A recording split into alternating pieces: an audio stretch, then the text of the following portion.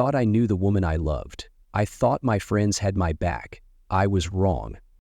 John's voice broke the silence of his empty apartment, the words echoing through the room like a painful truth finally set free. His small, tidy living room in Austin, Texas was a stark contrast to the chaos his life had become. The soft glow of the late afternoon sun filtered through the window, casting long shadows over the neatly stacked books, the worn leather couch, and the framed pictures on the wall, each image a moment of happiness, now tainted by betrayal. At 32, John had built a stable, quiet life. He was a software engineer working remotely for a tech startup. His days were filled with coding, virtual meetings, and the soft clatter of his keyboard. His world was small but comfortable, just the way he liked it. The apartment he shared with his girlfriend Melissa felt like a sanctuary. At least it used to. Melissa moved in 2 years ago, bringing with her a warmth that John had thought completed his home. She was 29, a real estate agent with a wide smile and a confident stride. She had a knack for turning ordinary days into something special. Sunday brunches on their tiny balcony, movie marathons with popcorn that always ended up half on the floor, and spontaneous drives to nowhere just to chase the sunset. She was his world, and he was sure he was hers. John believed they were building a future together. He had even started planning a surprise for their upcoming 3-year anniversary, a weekend getaway to a quiet cabin near Lake Travis. He had spent weeks researching the best spots, even calling ahead to make sure the room would be decorated with Melissa's favorite lilies. He could already imagine her reaction, the surprise in her eyes, the way her laughter would fill the space between them, making everything feel right. But beneath the surface of their everyday life, cracks had begun to form. John had noticed them, small at first, like hairline fractures in glass. Melissa had started working late more often. She brought home new clothes and perfume that she brushed off as gifts from coworkers.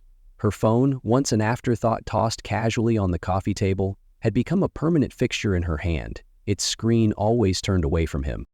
John wasn't the jealous type. He had never been. His friends often joked that he was too trusting, too willing to give people the benefit of the doubt. "Not everyone thinks the way you do, man," Chris had told him once during a lazy Saturday over beers. "You see the best in people, but not everyone deserves that." John had laughed it off, not realizing how true those words would become.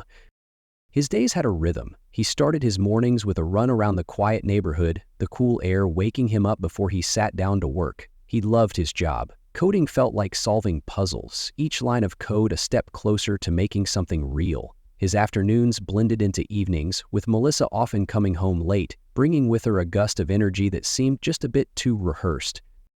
On weekends, John would meet with friends for game nights or go for long drives, his playlists filled with old rock and the kind of indie music that Melissa teased him for. "You're such an old soul," she'd say, ruffling his hair, and he'd smile thinking how lucky he was to have her. Beneath his calm demeanor was a kindness that drew people in. He was the guy who held doors open for strangers, who remembered birthdays and always showed up when it mattered. His friends knew they could count on him, and he believed he could count on them too. Amanda and Chris were his closest friends, practically family.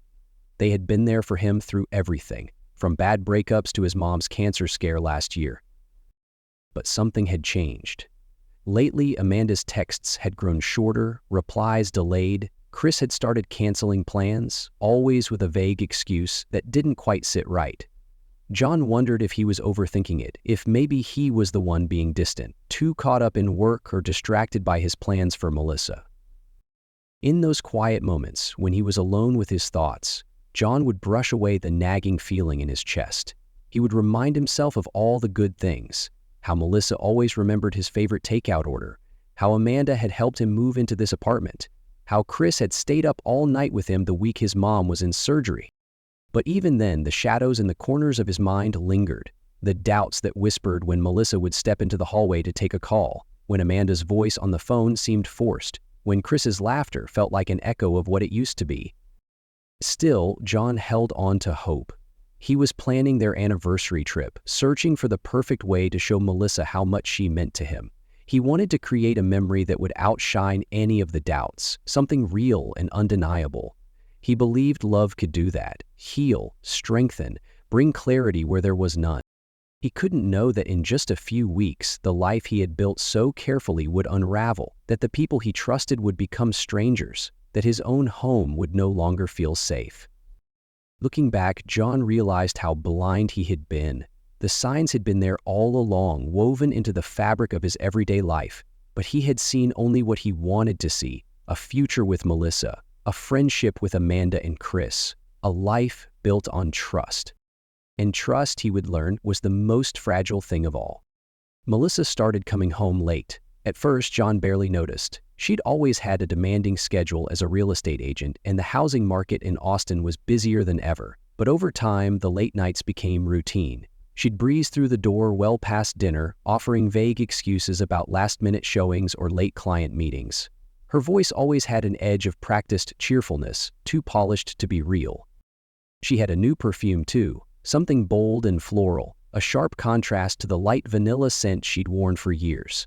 When John asked about it, Melissa shrugged, saying it was a gift from a coworker. She'd changed her wardrobe as well, trading in her usual comfy jeans and casual tops for fitted dresses and heels.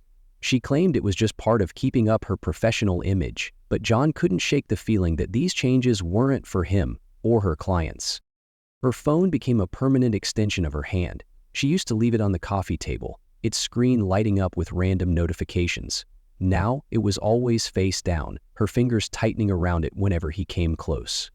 She laughed at messages, her thumbs dancing across the screen, but when John asked who it was, she'd only say, "Just work stuff." One evening, while they sat on the couch watching a movie, her phone buzzed. She glanced at the screen, and a subtle shift crossed her face. Her smile stiffened, her body angled away from him. She quickly excused herself, slipping into the hallway. Her voice drifted back, muffled and low, as if the walls themselves were secrets. John found himself staring at the empty space she left behind. His mind raced through explanations, each one more benign than the last. Maybe she really was busy with work. Maybe she was planning something special, a surprise for their anniversary. He wanted to believe her, to dismiss the gnawing discomfort in his gut. He knew relationships had their ups and downs, that sometimes things got complicated. But as the weeks went on, the excuses piled up. She started going on girls' nights with friends he'd never heard of before. When he asked about them, she'd get defensive, accusing him of being paranoid. John would back off, swallowing his doubts, convincing himself that he was overreacting. Every time he felt a surge of suspicion, he'd remind himself of the good times, the Sunday mornings in bed, the long drives with the windows down, the way she used to look at him like he was her whole world. He held on to those memories, using them as a shield against the uneasy reality that was slowly taking over. But beneath his calm exterior, cracks were forming. He started noticing every detail, every slip in her story, every time she pulled away. His mind became a web of what-ifs, his thoughts tangled between love and doubt. And still, he said nothing, hoping against hope that the truth wasn't as dark as it seemed. It wasn't just Melissa who seemed different. John's friends, Amanda and Chris, began pulling away too. At first, it was subtle. Missed calls, unanswered texts, plans that never quite materialized. They used to meet up almost every weekend, whether for game nights or just grabbing a beer after work. Now Amanda's replies were clipped, always followed by "maybe another time." Chris, who'd been John's closest confidant for years, started dodging him with vague excuses about being too busy. John tried to brush it off. Life happened, he told himself. People got busy. But it was more than that. Once, he dropped by Chris's place unannounced, hoping to catch up like old times. He saw Chris's car in the driveway, but no one answered the door. Later that night, a photo popped up on social media. Chris and Amanda out with Melissa and a few other friends, their smiles bright and genuine. There was no mention of it to John, no invite. He wasn't just being excluded, he was being left behind. When he confronted Chris about it, his friend just shrugged. "You've been kinda distant lately, man. We thought you needed space." The words hung in the air, a reminder of how easily the world he'd built was slipping away. John's mind became a battlefield. On one side, his heart clung to the life he thought he had, the love he felt for Melissa, the loyalty he believed existed between him and his friends. On the other, a creeping suspicion gnawed at him, whispering that something was deeply wrong. He felt foolish for doubting them, guilty for even letting the thoughts cross his mind. There were nights he lay awake staring at the ceiling, replaying moments that didn't add up. The late-night phone calls, the secretive messages, the way Melissa's laughter had shifted from warm to guarded. He'd convince himself it was all in his head, only to have those doubts resurface stronger than before. John wondered if he had done something wrong, if he was somehow to blame for the distance, for the coldness. Maybe he wasn't good enough. Maybe Melissa had found someone better, and his friends saw it too. The uncertainty was suffocating, turning every moment of silence into an echo of his fears.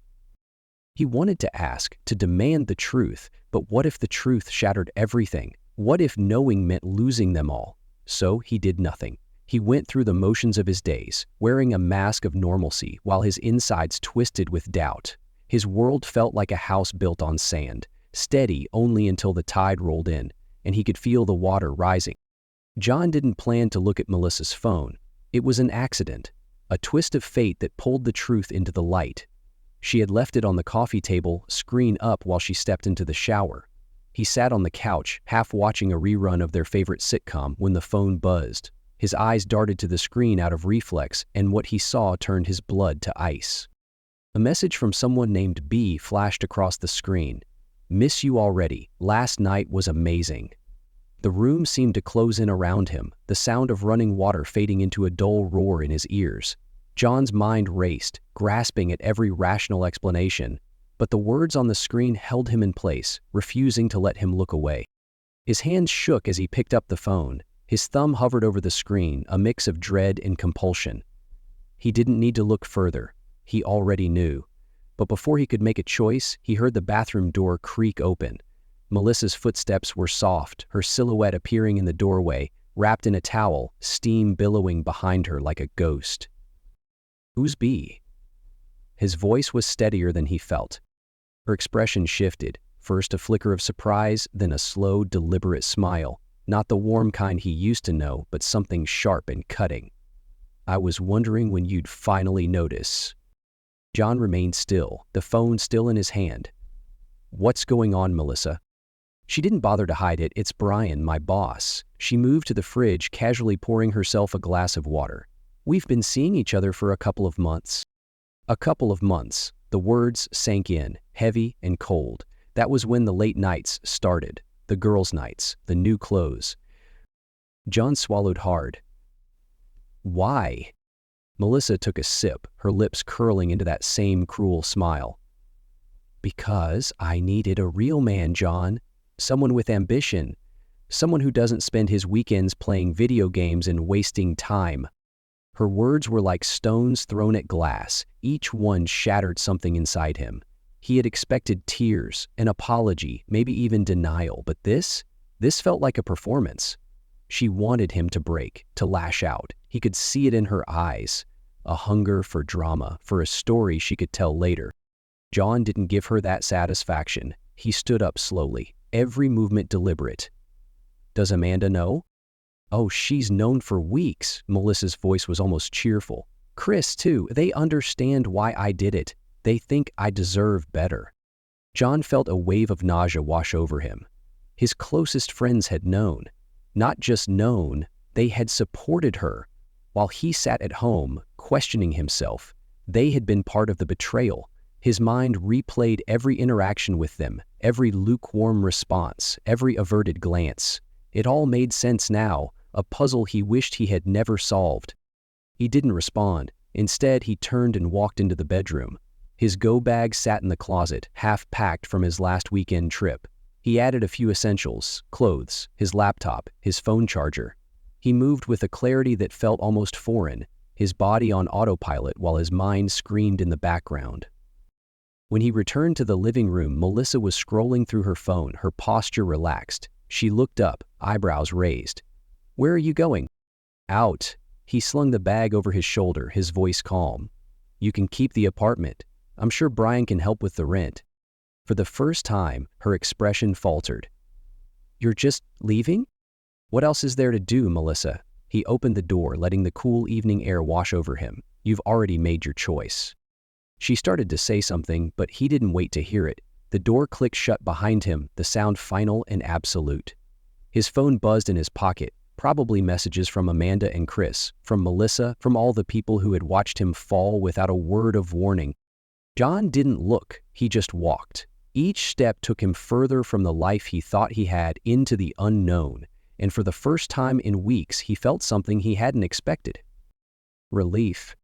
John thought leaving would be the end of it. He thought he could start fresh, find some clarity, and rebuild his life. But Melissa wasn't done with him, not by a long shot. It started with a single post on social media. A carefully framed selfie, her eyes red and puffy, a tissue clutched in her hand. The caption read, "You think you know someone, but behind closed doors the truth comes out." She didn't name him directly, but everyone knew who she was talking about. More posts followed. Melissa spun a story of manipulation and control, painting John as an emotionally abusive boyfriend. She shared vague anecdotes of how he had monitored her phone, isolated her from friends, and made her feel worthless. Each post was like a thread in a web, pulling more people into her version of events. The comments section filled with sympathy and outrage. Old friends, mutual acquaintances, even some of his own family members offered support to her. "Stay strong, girl. I had no idea he was like that. You deserve so much better." Melissa's storytelling skills were impressive. She posted old photos with Chris and Amanda, tagging them as her support system during the dark times. They responded with hearts and hugs, reinforcing her narrative. It wasn't long before the story evolved into something even darker. She hinted at financial abuse, claiming John had forced her to split bills while he hoarded his money. The reality that Melissa had insisted on a 50/50 split was buried under the weight of her lies. John's phone became a battlefield of notifications. Texts from people asking what happened, emails from former friends distancing themselves, and unread messages piling up as he felt the world close in around him. The fallout wasn't just social. John's work life began to unravel too. At first it was small things, a few cold stares during video meetings, whispers that cut off when he joined the call. Then an email from HR arrived in his inbox with a subject line that made his stomach drop: "Maintaining a safe workplace environment." The email was vague but pointed. It outlined the company's zero-tolerance policy for harassment and abuse, reminding employees that their behavior outside of work could still impact their professional standing. There were no names mentioned, but the timing was no coincidence. A follow-up meeting with his manager confirmed his fears. "We've received some concerns," she said, her tone carefully neutral. "Nothing formal, just, well, some feedback that's making its way around." She didn't elaborate, but John could see the accusation in her eyes, the hesitation to believe him, the quiet judgment that had seeped into every corner of his life. The job he loved began to feel hostile. He found himself excluded from projects, his ideas met with polite indifference. His position, once solid, now felt as fragile as everything else. And beneath it all was the constant gnawing fear that the next email, the next call, would be the one that took it all away. John's world shrank. He spent most days alone in his temporary motel room on the edge of town. The small space felt like a prison cell, four walls that closed in tighter with every breath. His mind played tricks on him, replaying every mistake, every conversation, twisting them into weapons he couldn't escape. He started questioning everything. Had he really been too controlling? Did he isolate Melissa without realizing it? The lies she spread began to blur with his own memories, eroding his sense of self. He stared at the ceiling for hours, unable to sleep, his thoughts a storm he couldn't calm. When he did venture out, he felt the weight of the world's eyes on him. At the coffee shop, the barista who used to chat with him now offered only a strained smile. Neighbors in his old apartment complex avoided eye contact, their whispers brushing against him like cold wind. It was as if he had become a ghost, a shadow slipping through the edges of his own life. John stopped answering his phone, stopped checking his messages. His inbox overflowed with apologies from people who had believed Melissa's lies, but it was too late. The damage was done. He wasn't just grieving the end of a relationship, he was mourning the loss of his entire support system. He had been abandoned by the people who knew him best, his reputation turned to ash by the woman he had loved. Depression settled over him like a blanket, heavy and suffocating. Some days it was hard to get out of bed, to find a reason to keep going. The world beyond his motel window felt distant, a place he no longer belonged. But somewhere beneath the weight of it all, a small spark remained, a quiet, stubborn refusal to let this be the end of his story. It was fragile, but it was there, a flicker of hope in the darkness, and it was enough. For now. John was sitting on the edge of his motel bed, the springs creaking under his weight, when his phone vibrated. He stared at the screen, expecting another barrage of accusations, or maybe another pitying message from someone who had finally seen through Melissa's lies. Instead, it was a name he hadn't seen in a while: Sarah. Sarah had been a quiet presence at his workplace. She wasn't part of his inner circle, more of a friendly acquaintance. They'd shared casual conversations over coffee, trading harmless office gossip and stories about their pets. She had always struck him as perceptive, the kind of person who saw more than she let on. Her message was brief but direct. "Can we meet? I think I can help." They met at a small diner on the outskirts of town. Sarah sat in the corner booth, a cup of tea cradled in her hands. Her expression was a mix of sympathy and something else: determination. "I know what's been going on," she said as soon as he sat down. "I've seen the posts, heard the rumors. But I don't believe a word of it." John's throat tightened. "Why?" "Because it's not the first time," Sarah explained. She told him about another coworker, Mark, who had left the company under a cloud of accusations. Back then, Melissa had been involved too, her name woven into whispers and half-truths. Mark had been painted as the villain, his career destroyed overnight. Now, Sarah realized it was all too familiar. The same tactics, the same lies, the same players. "There's more," she continued, her voice lowering. "Mark didn't just leave, he disappeared. Deleted his social media, cut ties with everyone. I think they forced him out, just like they're trying to do with you." John felt a surge of something he hadn't felt in a long time: hope. For the first time, he wasn't alone. Someone else saw the truth, and maybe, just maybe, he had a chance to fight back. Sarah's revelation was just the beginning. A few days later, John received another message, this time from a number he didn't recognize. The profile picture was of a woman in her 40s, elegant and composed. The message was simple: "We need to talk about my husband and your girlfriend. Coffee tomorrow?" Mrs. Taylor, Brian's wife, was nothing like John expected. She was poised and methodical, a sharp contrast to the chaos that surrounded him. They met at a quiet cafe, where she opened a sleek leather binder and slid it across the table. Inside was a treasure trove of evidence. Texts between Brian and Melissa, the kind of explicit messages that left no room for interpretation. Emails showing their plans to manipulate company policies, leveraging their relationship for promotions and financial gain. Financial documents that traced a pattern of misused company funds. Expense reports falsified to cover business trips that were nothing more than romantic getaways. "I've been collecting this for months," Mrs. Taylor said, her voice calm but laced with the steel of someone who had been wronged too many times. "I knew Brian was having affairs. He's done it before. But this time, I decided to build my case before confronting him." John leafed through the documents, his hands trembling. Every page was a confirmation of what he had felt all along, that he had been a pawn in a much larger game. Mrs. Taylor's strategy was meticulous. She had surveillance footage from the company parking garage showing Melissa and Brian sneaking around. She even had audio recordings of Brian boasting to his colleagues about how he always got what he wanted, professionally and personally. "My lawyer's ready to go public with this," she continued, "but I want to make sure the timing is perfect. I need one more piece of the puzzle, something that will make this undeniable." John felt a spark ignite. "What if I could give you that?" Mrs. Taylor's eyes met his, a flicker of recognition passing between them. They weren't just seeking revenge. They were after justice. Over the next few weeks, a plan took shape. Sarah helped from the inside, keeping an ear to the ground at the office. She passed along whispers about an upcoming company party, where Brian and Melissa planned to announce his promotion. The event would be a perfect stage, not just for their success, but for their downfall. John worked closely with Mrs. Taylor, piecing together the evidence into a narrative that couldn't be disputed.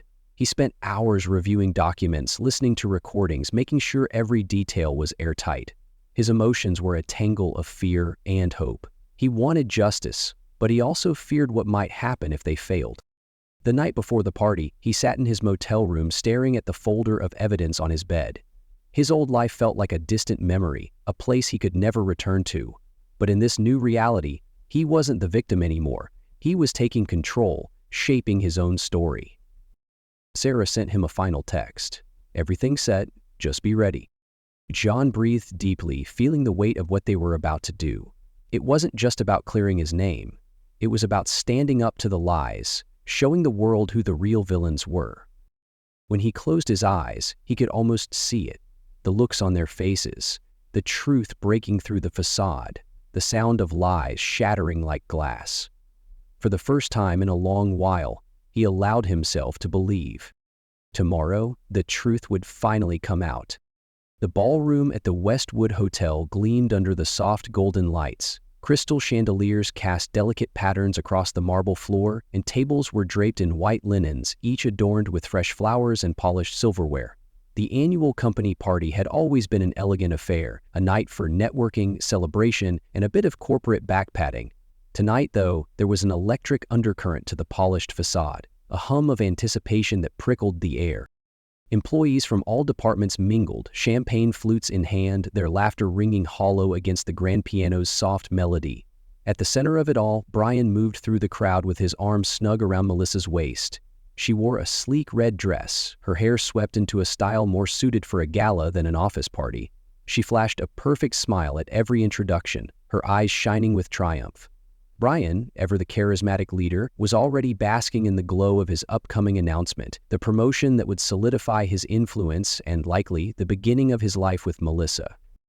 John stood near the back, partially obscured by a group of junior associates. His fingers tightened around the glass of water he held, his knuckles pale against the glass. Next to him, Sarah offered a reassuring nod. Mrs. Taylor was nowhere to be seen, but John knew she was ready, her presence a shadow behind the scenes. As the CEO took the stage, the room settled into a comfortable quiet. Brian and Melissa stood off to the side, their bodies angled toward the spotlight.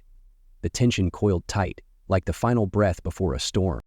The CEO's opening remarks were cut short as the projector behind him blinked to life.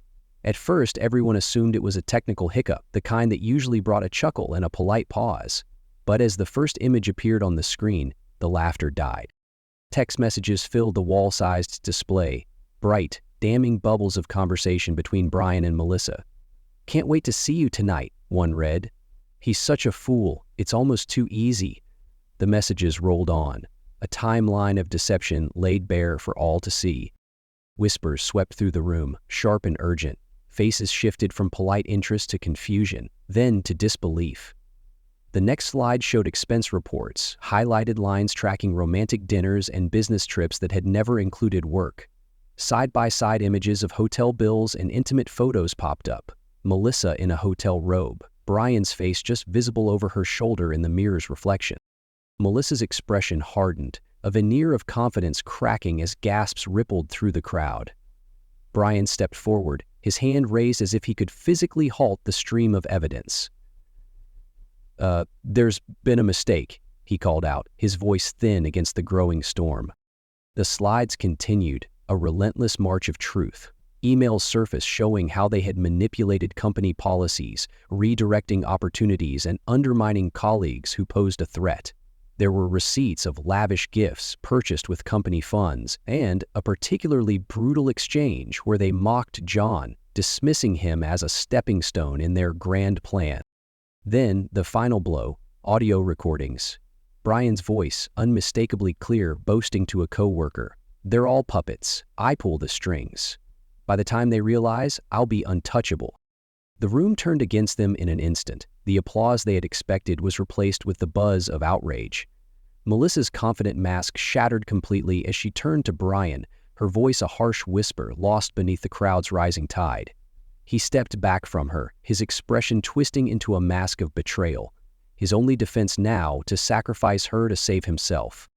John stood still, his heartbeat a drumbeat in his ears. He didn't need to say a word. The truth had a voice of its own, echoing through the ballroom, reverberating off the walls, and in that moment, everything changed. Before the murmurs in the ballroom could settle, Sarah stepped forward. She had blended into the crowd until now, but as she reached the stage, all eyes turned to her. In her hand was a small tablet, its screen glowing with more evidence. Her voice was clear, unwavering. "I think there's more everyone should hear," she said, tapping the screen. The speakers crackled to life, filling the room with Melissa's voice. "We'll say he was unstable. Everyone already thinks he's weird. It won't take much, just a few tears and they'll believe anything." The audio continued, capturing a conversation between Melissa and Amanda. They plotted how to twist the narrative, how to make John look like the villain. Melissa's voice was sharp, cold, calculating. The same woman who had cried on social media, claiming to be a victim, now revealed herself as the architect of a devastating lie. The room's atmosphere shifted. Sympathy turned to suspicion, then to outright anger. People who had comforted her, supported her, began to pull away, their expressions hardening. The crowd was no longer a backdrop to her story. They were the jury, and the verdict was clear. Brian tried to salvage the moment. He moved closer to the microphone, his voice rising above the chaos. "This is all a misunderstanding," he began, his charm worn thin, desperation seeping through every syllable. "Someone is trying to sabotage us. None of this is real."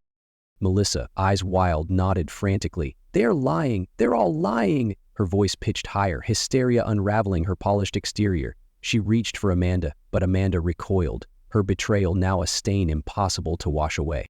Then, as if on cue, Mrs. Taylor entered the room. She held a thick envelope and walked with the calm authority of someone who knew the battle was already won. She handed the envelope to Brian, her lips curving into a smile that was both elegant and lethal. "Divorce papers," she announced, "and copies of everything. I've already sent them to the board." The CEO, who had been standing frozen on the stage, took a step back. His expression was grim as he pulled a folder from his own briefcase. "Effective immediately, Brian. You're terminated. We'll be launching a full investigation." Melissa's composure shattered. She spun in circles, her movements frantic as if she could find an escape in the faces around her. Her makeup smudged and her voice cracked as she screamed. "You said you'd take care of me. You promised." Brian edged away, his survival instincts kicking in. "I never promised anything. You did this to yourself." Her rage turned outward, lashing at everyone who had once stood by her. "You knew.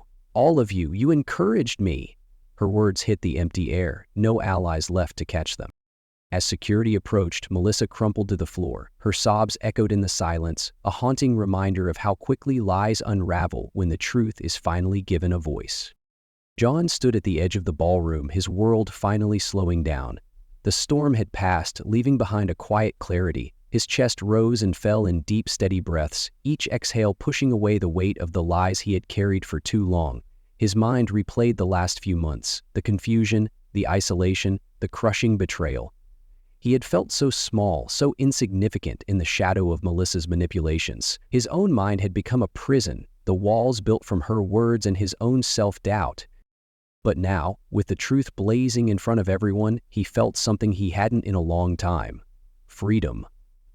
The guilt, the shame, the ache of wondering if he had been the problem, all of it began to dissipate. He could see the faces in the crowd, the realization dawning on those who had believed Melissa's lies. His name had been dragged through the mud, but he had survived. He had chosen to stand in the light of the truth, even when it hurt. John wanted people to know that betrayal wasn't just an ending, it could also be a beginning. That hitting rock bottom had forced him to dig deep and find a strength he didn't know he had. He had walked through fire and come out the other side, not untouched, but transformed. The pain had reshaped him, made him sharper, more resilient, and if he could find his way through it, maybe someone else could too. "I can't thank you enough for sticking with me through this story," John said, his voice steady but soft. "It hasn't been easy to share, but if it helps even one person feel less alone, it's worth it. I was lucky. I found people like Sarah and Mrs. Taylor. People who believed me when I didn't believe in myself. Their support was the lifeline I needed, and I'll always be grateful for that." He paused, letting the silence fill with meaning. "If you've ever felt lost or like your truth was being twisted against you, I want you to know you're not alone. It can get better. There are good people out there. Sometimes where you least expect them." John's words weren't just for those who had stood by him. They were for anyone who had been pushed into the dark, made to feel invisible by the lies of others. His story wasn't just his, it belonged to anyone who had ever been broken by betrayal and found the courage to rebuild. "I can't thank you enough for sticking with me through this story," John said, his voice steady but soft. "It hasn't been easy to share, but if it helps even one person feel less alone, it's worth it. I was lucky. I found people like Sarah and Mrs. Taylor. People who believed me when I didn't believe in myself. Their support was the lifeline I needed, and I'll always be grateful for that." He paused, letting the silence fill with meaning. If you've ever felt lost or like your truth was being twisted against you, I want you to know you're not alone. It can get better. There are good people out there. Sometimes where you least expect them.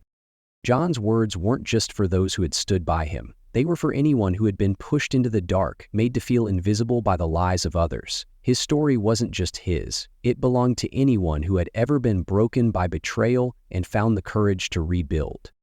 I'd really love to hear your stories, he continued.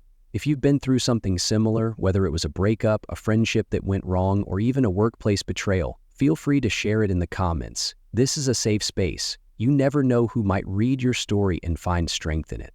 Maybe your voice will be the one they need to hear. He smiled, a genuine expression that reached his eyes.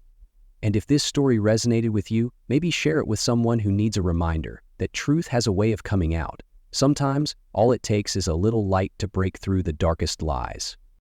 His message wasn't just an ending, it was an invitation to connect, to heal, and to find hope. And as the video faded to black, his words lingered, a soft echo of resilience and a promise that no one had to go through the darkness alone. In the weeks that followed the company party, the fallout was swift and unforgiving. The board of directors moved quickly, launching a full investigation into Brian and Melissa's actions. The evidence Mrs. Taylor had collected became the backbone of a civil lawsuit filed by the company against them both. Misappropriation of funds, workplace harassment, and fraud were just the beginning. Lawyers picked through every transaction, every email, every whispered conversation. What started as a scandal became a full-blown legal battle, splashed across business news sites and whispered about in corporate circles. Other victims came forward, emboldened by the exposure. Former employees who had left under suspicious circumstances shared their stories, many recounting how they had been pressured, manipulated, or forced out by Brian and Melissa. Mark, the coworker who had disappeared, resurfaced with his own trove of evidence. He had saved emails and messages documenting how he had been targeted when he had unknowingly stepped into Melissa's web of deceit. With Mrs. Taylor's legal support, Mark filed his own lawsuit, seeking damages for the destruction of his career and reputation. Brian's career imploded. His name became synonymous with workplace misconduct, and no company wanted the stain of his reputation on their payroll. Melissa found herself not only jobless, but also facing potential financial ruin as civil suits piled up. Her social media presence vanished, her carefully curated life crumbling as her followers realized the truth. The community that had once offered her sympathy now turned their backs, unwilling to be associated with the tangled mess of her lies. Not long after the party, Amanda and Chris reached out to John. Their messages were long, filled with apologies and explanations. They claimed they had been manipulated, that they believed Melissa's lies because they didn't see another option. Amanda wrote about sleepless nights and how regret gnawed at her. Chris tried to justify his actions, saying he had only gone along with it to avoid becoming a target himself. John read their messages with a calm detachment. He remembered every cold look, every whispered conversation that had happened behind his back. He thought of how they had stood by Melissa, nodding along to her story while he was left to doubt his own reality. They had chosen convenience over truth, loyalty to a lie over friendship. His response was brief. He sent them a screenshot of their old messages, the ones where they had openly supported Melissa and belittled him. His only words were, "I deserved better." When Chris blocked him, John felt nothing. The door had closed, and he was on the other side, finally free. John's life began to rebuild itself slowly, piece by piece. His company, recognizing the injustice he had suffered, offered him a promotion. The new role was more challenging, but it came with respect and validation. His colleagues, those who had once doubted him, now saw him as a symbol of quiet strength. His work became a refuge, a place where he could channel his energy into something real, something good. He moved into a new apartment on the other side of town, a space that felt like a blank slate. He filled it with light, with soft colors and open windows that let the world in. He started painting again, a hobby he had abandoned during the darker days. His canvases filled with bold strokes, vibrant colors, each piece a testament to his journey. In time, he met someone new. Her name was Emily, a teacher with a warm laugh and a kind heart. She knew about his past, but didn't let it define him. They took things slowly, building a relationship on trust and honesty, two things he had once thought lost to him. Emily didn't try to fix him. Instead, she stood by him as he did the work himself, offering support and understanding. John learned to love life's small moments again. The quiet of a Sunday morning, the weight of a good book in his hands, the joy of cooking a meal for someone who loved him without conditions. His world was no longer a place of shadows and suspicion, but one of warmth and clarity. He had turned the page, not just moving on, but moving forward. Through it all, he remained grounded. He never forgot how close he had come to losing himself, how easily lies could twist the truth. But he also knew the power of resilience, how standing firm in the storm had not only saved him but allowed him to grow. His story wasn't just about surviving betrayal. It was about thriving in its wake, proving to himself and to everyone watching that the truth had a strength all its own. Months passed, and John's life continued to bloom. The sharp edges of the past had softened, leaving behind scars that no longer hurt to touch. He had built a new normal, one filled with genuine connections, quiet joys, and a future he could believe in. So when a knock at his door interrupted a lazy Saturday morning, he didn't expect to find a ghost on his doorstep. Melissa stood there, a shadow of the woman she had once been. Her hair hung limp around her face, and the vibrant confidence that had once filled a room was now a hollow shell. Her clothes were wrinkled, her hands fidgeting as if she needed something to hold on to. Her eyes, once sharp and calculating, were rimmed red, desperation pooling in them. "John," she whispered, her voice barely more than a rasp. "I didn't know where else to go." He didn't respond immediately, the weight of her presence sinking into the space between them. She stepped forward, but he didn't move, his expression calm, unreadable. "I made a mistake," she continued, her words tumbling over each other. I thought Brian was my way out, but he's gone. He left me with nothing. I need help," her voice cracked, and tears began to spill, unfiltered and raw. "I'm sorry, John. I'm so sorry." John let the silence stretch, the only sound the rustling of leaves in the breeze behind her.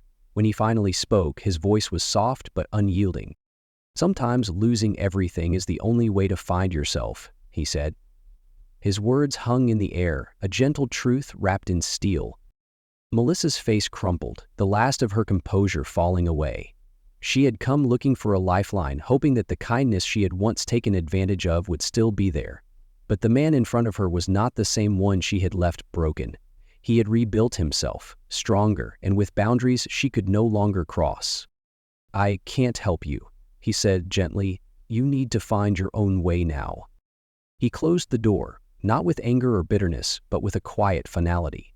It was an end and a beginning, the last step in his journey to healing. And as he turned away, he felt nothing but relief. While John found peace, Mrs. Taylor found purpose. Her divorce from Brian had been a masterclass in strategy. She walked away with everything, the house, the cars, and a hefty financial settlement that left Brian scrambling to cover his legal debts. His golden parachute from the company had been slashed to ribbons, and his reputation lay in tatters. But Mrs. Taylor didn't stop there. She used the settlement money to create a foundation for workplace abuse survivors, focusing on those who had been manipulated by people in power. She funded legal aid programs, provided counseling services, and launched a series of educational workshops aimed at helping employees recognize the signs of toxic workplace behavior. Her story, once a quiet whisper behind closed doors, became a beacon for others. She spoke at conferences, sharing her journey from betrayal to empowerment. Her foundation became a safe haven for those who felt trapped, giving them the tools to reclaim their lives. And through it all, Mrs. Taylor remained a steady force, proving that redemption wasn't just about surviving the storm, it was about planting seeds in its wake, watching new life grow where destruction once reigned. Her path, like John's, was a testament to the power of truth and resilience. Together, their stories formed a tapestry of healing, showing that even in the darkest times, there was always a way to find the light. John sat on his new balcony, the cool evening breeze brushing against his skin. Below, the city moved at its usual pace, cars weaving through twilight, life continuing in the quiet hum of normalcy. He sipped his tea, letting the warmth ground him, and allowed himself a rare, unguarded moment of reflection.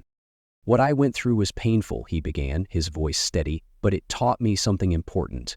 Life can break you, but it can also build you back up, stronger and wiser. The truth is, betrayal will always sting, It leaves scars, but those scars don't have to define you. They can become a map of where you've been and a reminder of how far you've come. He leaned back, the chair creaking softly. I learned that sometimes the best way to fight back is not with words or actions, but by living well, by being the person I want to be, regardless of what others say, and by trusting that, in the end, the truth always finds its way through the cracks. John's expression turned thoughtful. If you've ever felt this kind of pain, if the people you trusted turned against you, I want you to know you're not alone.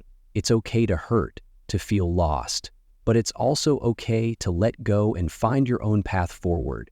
So, I'm asking you, what would you do if the people you trusted turned against you? Would you fight back, or would you let the truth speak for itself? I'd love to hear your thoughts.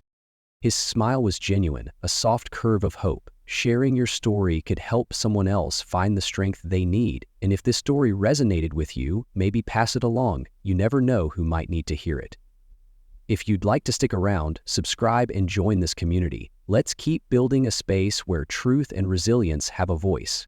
The camera panned slowly, capturing the city skyline behind him. His silhouette was framed against the setting sun, a quiet symbol of moving forward.